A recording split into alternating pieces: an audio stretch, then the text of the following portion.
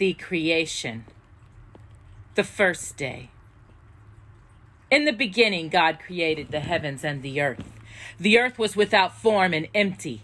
Darkness was everywhere, and in the darkness, the Spirit of God moved upon the face of the deep.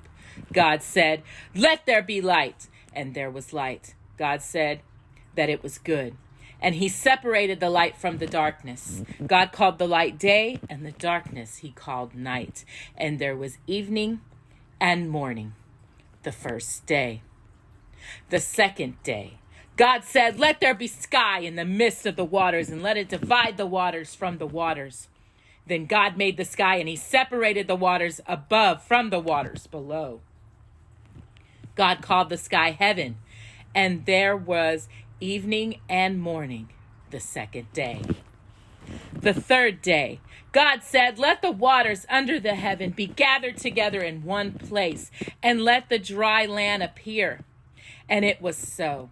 God called the dry land earth, and the waters he called seas. And he said, "Let the earth bring forth grass and yield plants, bearing seed, and trees bearing fruit." The earth did so, and God saw that it was good. This was the third day. The fourth day, God said, "Let there be lights in the sky of heaven to divide the day from the night. Let them be for signs and for seasons, for days and for years. Let them be for lights in the sky of heaven to give light upon the earth." And it was so. God made two great lights, the greater light to rule the day and the lesser light to rule the night. He also made the stars and set them in the sky of heaven to give upon the earth light, to rule over the day and over the night, and to divide the light from the darkness. God saw that it was good. This was the fourth day. The fifth day, God said, "Let the waters bring forth in great numbers moving creatures that have life, and let birds fly above the earth in the open sky of heaven." So God created great whales and every living creature that moves. These the waters brought forth in great numbers. He created the birds and saw that all this was good. He blessed the creatures and said, "Be fruitful and multiply, and fill the waters in the seas, and let the birds also multiply on earth." This was the fifth day. The sixth day, God said, "Let the earth bring forth creatures of all kinds, cattle and creepy things, and beasts of the earth." Spiders. The earth did so, and God saw that this was good. "Let us make man in our image, after our likeness, and let him have power over the fish of the sea and the birds of the air, over the cattle and over all the earth, and over everything that moves on the earth." So God created man in his own image. In the image of God, he created man and woman. Male and female created them. Them. And he blessed them and said to them, "Be fruitful and multiply, fill the earth and have power over the fish in the sea, and over the birds of the air, and over every living thing that moves upon the earth. Behold, I have given you every plant bearing seed, and every tree yielding fruit, which is upon the face of the earth. They shall be your food. To every beast of the earth, to every bird of the air, to everything that creeps upon the earth and has life, except spiders. Yeah. I have given the grass and the plants for food," and it was so. God saw everything that he had made, and it was very good. This was the sixth day. The seventh day, the heavens and the earth were finished and filled with life. On the seventh day, God rested from his work and all that he had made. God blessed the seventh day and made it a holy day, because on that day he had rested. This is how the Lord God made the earth and the heavens, and every plant before it was in the earth, and every tree of the field before it grew. And when God had made man, a mist had gone up from the earth and had watered the whole surface of the ground. The Lord God had formed man of the dust of the ground and had breathed into him the breath of life, and man had become a living soul. God planted a garden in the east in Eden, and there he put the man whom he had formed. Out of the ground, the Lord made trees of every kind of grow, both those that are pleasant to the eye and those that are good for food. In the middle of the garden, he planted the tree of life and the tree of knowledge of good and evil. The river formed and it flowed out of Eden to water the garden. And beneath the river, the garden, it divided and became 4 rivers. The first was called Pison. The name of the second was Gihon. The third was Idikah, and the fourth was the Ephrates. God took the man and put him into the Garden of Eden.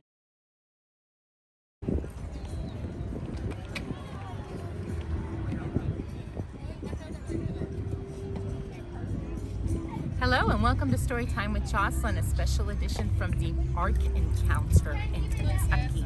I'm going to be reading the Bible story of Noah. So let us begin, Jocelyn.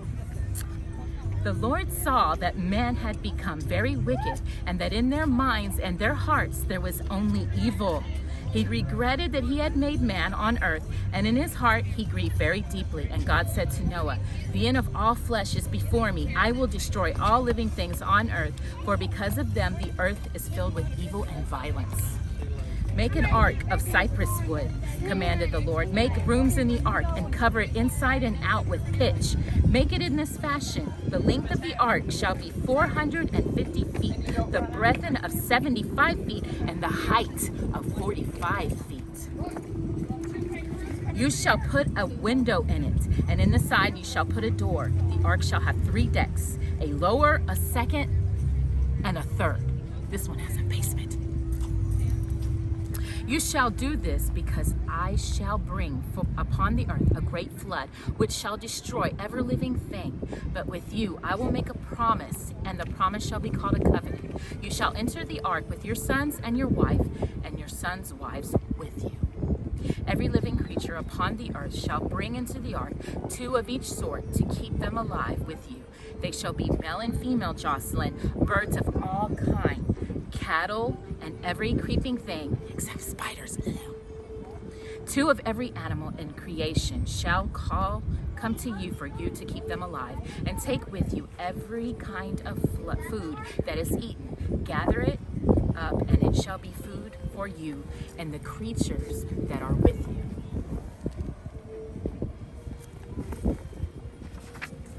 Noah had lived to a very great age when the flood of the waters came upon the earth, and God said to Noah, "Come into the ark, you and all who are with you. 7 days from now I will cause it to rain upon the earth for 40 days and 40 nights, and every living thing I have made I will destroy from off the face of the earth." And Noah did all that the Lord had commanded him. He entered the ark with Shem and Ham and Japheth, his sons, his own wife, and the wives of his sons.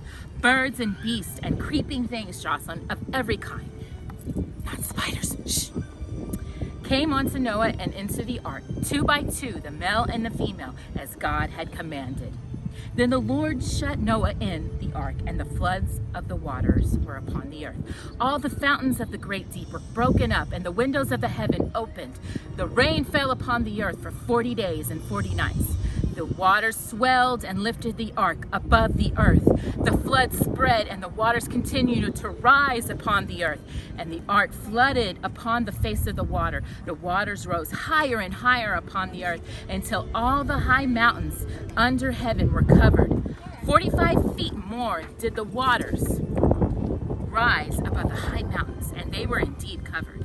Every living thing that moved upon the earth died: birds, animals, cattle, beasts, including spiders. And every man, all in those nostrils were the breath of life. Every man and every living thing which was upon the face of the ground were destroyed. Only Noah and those who were with him remained alive, Jocelyn. God remembered Noah and every creature with him in the ark. God caused a wind to pass over the earth and to quiet the waters.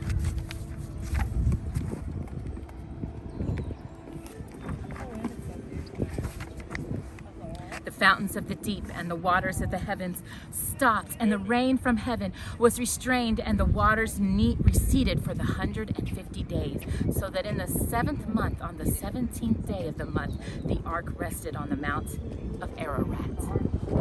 And the waters continued to decrease until the 1st day of the 10th month, when the peaks of the mountains were seen. At the end of the 40 days, Noah opened the window of the ark and sent out a raven, which flew to and fro. He also sent out a dove to see if the waters had dried from the ground anywhere. The dove found no rest for the sole of her foot, and she returned to the ark, for the water still covered the earth. So Noah put out his hand and took her back into the ark. He waited 7 more days, and once again he sent out the dove. The dove came back to him in the evening, and when it did so, there was in the month a freshly plucked olive leaf. So Noah knew that the waters had receded from the face of the earth. Noah waited still another 7 days before he sent out the dove. This time the dove did not return. The water had dried from the earth, so Noah opened the window of the ark. He looked out and saw that the ground was dry. God spoke to Noah, saying, "Take with you the birds, the cattle, and every living thing that is with you, and they may breed and raise their young and multiply upon the earth." Jocelyn. So Noah went out, and his sons and his wife and his sons' wives with him. Every beast and every creeping thing and every bird went out of the ark. And Noah built an ark to the Lord and offered him burnt offerings of every clean beast and every clean fowl. The Lord smelled the sweet odor and said in his heart, "I will not curse the ground any more of man's sake. Now will I ever strike again down every living thing that I have done. As long as the earth remains, seedtime and harvest, cold and heat, summer and winter, day and night will never cease." God blessed Noah and his sons and said to them, "Be fruitful and multiply and replenish the earth. The fear and the dread of you shall be upon every beast of the earth, and upon every bird of the air, upon all the moves on the earth, and upon all the fishes of the sea. Every moving thing that lives shall be food for you. As once I gave you the green plants, now I am giving you the things." And God continued saying, "Behold, I make a promise to you and your children after you, and to every living creature that is with you, and to every creature that's living on the earth, to the birds and the cattle and all that come out of the ark. I promise that never again will all flesh be off of the waters of the flood, nor will a flood destroy the earth. This promise is a covenant which I make between myself and you and every creature that is with you throughout all creations without end. I set my rainbow in the cloud, and this rainbow shall be the token of the covenant between me and the earth.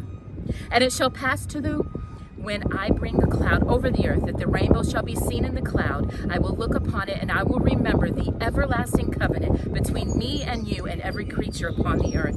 And Noah lived a long time after the flood and was a very old man when he died. Sons were born upon sons to Noah, and they went forth and were fathers of the nations and of the earth. And this comes from the 1965 Golden Press Children's Bible, which I had one just like it growing up. And we come from the Ark Encounter that's right behind me.